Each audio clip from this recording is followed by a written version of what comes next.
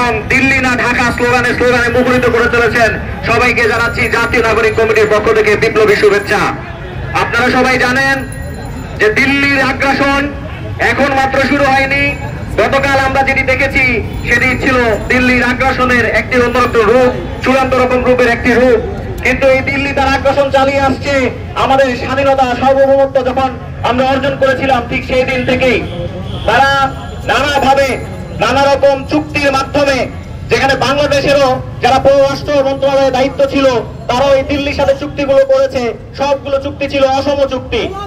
আমরা দেখেছি যে ফারাক্কাবাদের মাধ্যমে তারা কখনো আমাদের দেশকে শুষ্ক ঊষর মরুভূমি বানিয়ে ফেলে, আবার কখনো তারা একদম পানি দিয়ে, আমরা যেমনটা দেখেছি ফেনীতে, কুমিল্লাতে, নোয়াখালী এবং লক্ষ্মীপুর সহ অন্যান্য অঞ্চলে বন্যায় মানুষকে মেরে ফেলে তারা।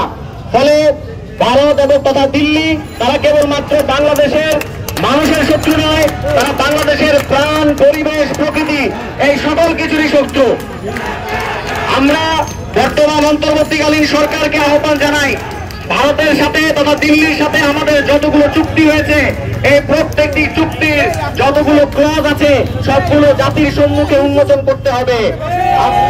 আমরা তাদের কাছে আরো আহ্বান জানাই, দিল্লির সাথে যতগুলো অসম চুক্তি হয়েছে, এছাড়াও যতগুলো পরিবেশ বিরোধী, প্রাণ এবং প্রকৃতি বিরোধী যতগুলো চুক্তি হয়েছে সবগুলো চুক্তিকে অনতিবিলম্বে বাতিল ঘোষণা করতে হবে। এবং আমাদের যে হাই কমিশনে তারা যে আঘাত করেছে উগ্র হিন্দুত্ববাদীরা, এটার বিরুদ্ধে আমাদের পররাষ্ট্র মন্ত্রণালয় তারা যাতে জোর পদক্ষেপ গ্রহণ করে। কারণ আমরা দেখেছি ইতিপূর্বে যারা পররাষ্ট্র মন্ত্রণালয়ের দায়িত্বে ছিল তারা কোনোভাবে দায় সারা গোছের একটা বিবৃতি দিয়েই তাদের কার্যটাকে সমাধা করে।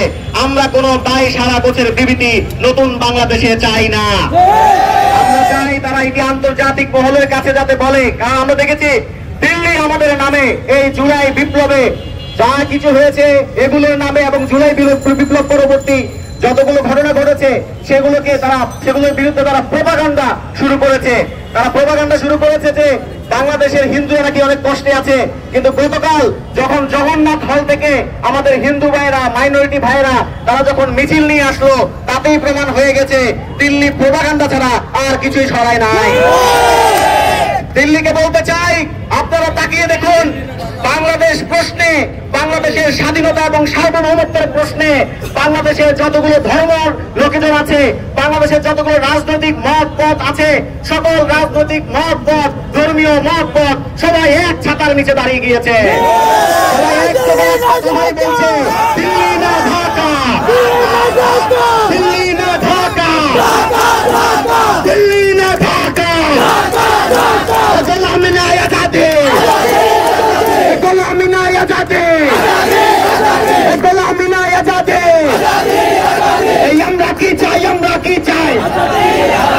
এই আজাদি, আজাদি, এই সংবিধানে, সংবিধানে, এই জনতায়, জনতায়, এই চট্টগ্রামে, চট্টগ্রামে, এই রংপুরে, রংপুরে, সিলেটে, সিলেটে। এই আমরা কি চাই, আমরা কি চাই?